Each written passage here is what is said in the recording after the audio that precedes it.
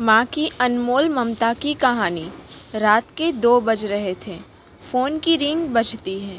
26 साल का आनंद नींद से जाग बड़ा खुश होकर फ़ोन को रिसीव करता है। खुश इसलिए होता है क्योंकि उसकी नई नई गर्लफ्रेंड बिना टाइम देखे कभी भी उसको फ़ोन कर देती है। फ़ोन की दूसरी तरफ से आवाज़ आती है, जन्मदिन मुबारक हो बेटा, आज मेरा बेटा पूरा 26 साल का हो गया है। मैं बहुत खुश हूँ। माँ की आवाज़ सुनते ही आनंद के चेहरे के एक्सप्रेशन बदल जाते हैं। वो गुस्से में बोलता है, माँ तुझे समझ नहीं आता क्या?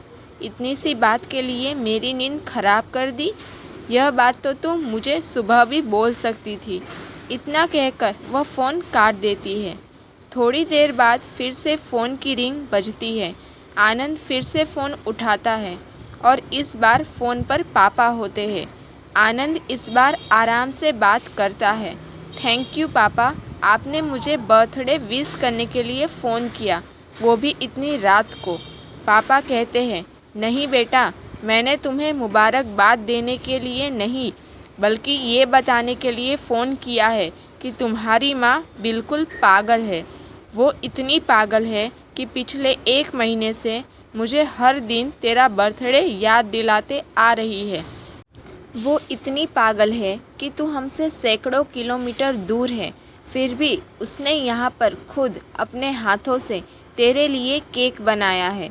ऊपर से ये ज़िद कर बैठी है कि जब तक तुझे विश नहीं कर देती तब तक ना खुद खाना खाएगी और ना मुझे खाने देगी।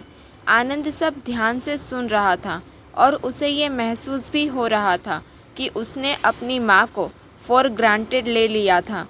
वो बोला, नहीं पापा, माँ बिल्कुल पागल नहीं है। पापा कहते हैं, नहीं बेटा, तू अपनी माँ के पागलपन को नहीं जानता, मैं जानता हूँ। वह तो 26 साल पहले ही पागल हो गई थी जब डॉक्टर ने उसे कहा था, या तो हम बच्चे को बचा सकते हैं या आपको। उसने बिना 1 सेकंड भी सोचे बच्चे को बचाने का फ़ैसला ले लिया और मुझे भी कसम देकर उस फॉर्म पर साइन करने के लिए मना लिया था जिस पर लिखा था उसकी ज़िंदगी इस ऑपरेशन से खतरे में और अगर उसे कुछ होता है तो उसके ज़िम्मेदार डॉक्टर नहीं होंगे। अब तू ही बता, बिना तुझे देखे जो औरत तेरे लिए मरने को तैयार हो जाए उसे हम पागल नहीं कहेंगे तो क्या कहेंगे? इतना कहकर पापा ने भी फ़ोन रख दिया। आनंद ने भी यह महसूस किया था कि वह जो कर रहा था वो भूल नहीं, गुनाह था। हाँ, एक बार किसी इंसान को दुख तो दो, कोई बात नहीं, लेकिन भगवान को दुख देना गुनाह ही होता है और माँ भगवान से कम नहीं होती। पश्चाताप के आंसू उसकी आंखों से बह निकले।